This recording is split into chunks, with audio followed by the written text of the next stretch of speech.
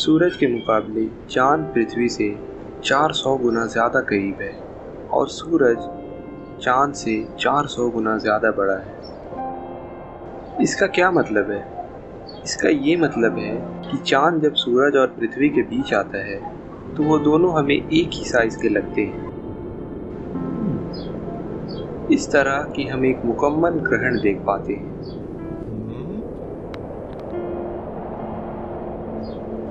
अब आप ये सोच रहे होंगे कि ये एक साधारण सी बात है ना।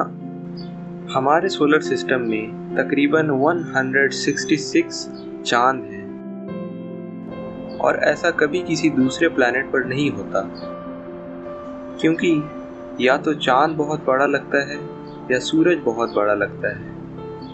लेकिन ऐसा क्यों है कि सिर्फ पृथ्वी पर ये इतना खास है?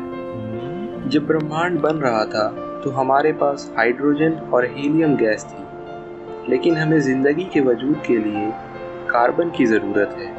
लेकिन कार्बन बनाने के लिए हमें 3 हीलियम को एक साथ लाने की ज़रूरत होगी। तो एक साइंटिस्ट थे जिनका नाम था सर फ्रेड हॉयल।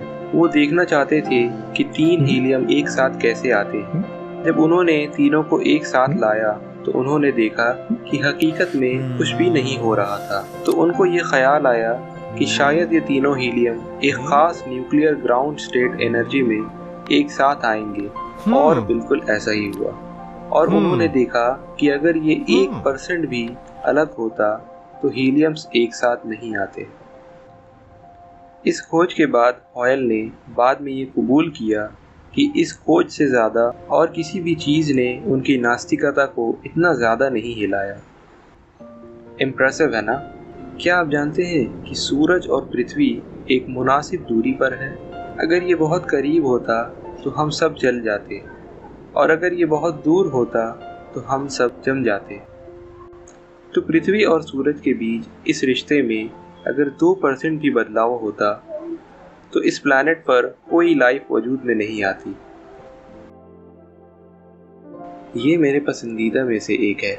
जैसा कि हम जानते हैं कि हर चीज़ एटम से बनी हुई है, लेकिन 2 फोर्सेस हैं जो एक एटम को एक साथ पकड़ कर रखते हैं। ये है इलेक्ट्रोमैग्नेटिक फोर्स, ये एटम के बनावट को पकड़ कर रखता है, और है न्यूक्लियर स्ट्रॉन्ग फोर्स, ये एटम के केंद्र को पकड़ कर रखता है। लाइफ को वजूद में आने के लिए इन दोनों को एक ख़ास रेशियो में होना चाहिए। अब इसका रेशियो क्या है? वैसे ये रेशियो है 1/10⁻16। ये 10 के बाद बहुत सारे ज़ीरो हैं दोस्त, बस इतना ही कह सकता हूँ। अब ये बिल्कुल बहुत बहुत मखसूस है। तो अगर फाइन ट्यूनिंग नहीं होती तो कोई सितारे नहीं होते, अगर कोई सितारे नहीं होते तो कोई प्लैनेट्स नहीं होती, और अगर कोई प्लैनेट्स ना हो तो कोई लाइफ भी नहीं होगी। चलिए अब थोड़ा आगे बढ़ते हैं। बिग बैंग की शुरुआत में डार्क एनर्जी कहकर कुछ था। ये ताकत हमारे यूनिवर्स को बाहर ढकेल रही है। अब ये इतनी बारीक है कि अगर ये ताकत बहुत ज़्यादा होती तो हमारी कायनात फट जाती और कुछ भी न बनता, और अगर ये बहुत कम होती तो ये अपने आप ढह जाती और फिर से कुछ नहीं बनता। तो ये कितनी ताकत है? ये है 1/10⁻120। ये बहुत बहुत मखसूस है। इसलिए अब समझ में आता है जब एस्ट्रोफिजिसिस्ट ह्यूज रॉस ने कहा कि कायनात में हमारे दुनिया का वजूद में होना इसका चांस इतना कम है कि उन्होंने इसको कैलकुलेट किया 10⁻30 में एक बार। ये चांस है कि कायनात में हमारे जैसा कोई प्लैनेट बन सकता है। तो आप देखिए कि यूनिवर्स में फाइन ट्यूनिंग की ये दलील एक डिज़ाइनर के वजूद के लिए ठोस सबूत है, जिसे गलत साबित करने के लिए नास्तिक इंतहाई हद तक चले जाते हैं।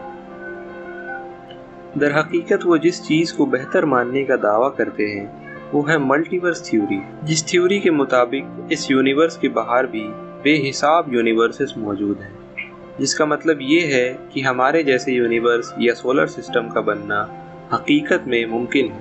लेकिन गाइस, ये मल्टीवर्स थ्योरी बहुत ही कमज़ोर है। इसे एकेडमिक सर्कल्स में भी कबूल नहीं किया जाता है। और हाँ, बहुत सारे यूनिवर्सेस हो सकते हैं, लेकिन हम बहुत सारे यूनिवर्सेस के बारे में नहीं पूछ रहे। हम इस अपने यूनिवर्स के बारे में पूछ रहे हैं। ये बस खुदा के वजूद का इनकार करने का सिर्फ एक और रचनात्मक तरीका है। अगर आप एक ऐसे शख्स हैं जो हर चीज़ के पीछे उसकी वजह ढूंढते हैं, तो आपके लिए ये सवाल करना लाजमी है कि एक क्रिएटर ज़रूर होना चाहिए। हमें उम्मीद है कि आपको ये वीडियो पसंद आई होगी। अगर आपको पसंद आई हो तो लाइक बटन को दबाना ना भूलें, कमेंट करना ना भूलें और प्लीज़ शेयर करना ना भूलें। जितने ज़्यादा लोग देखेंगे उतनी ज़्यादा हमें मोटिवेशन मिलेगी, ताकि हम आगे भी इसी तरह की वीडियोस बना सकें। ठीक है गाइस, अंटिल नेक्स्ट टाइम, अस्सलामु अलैकुम।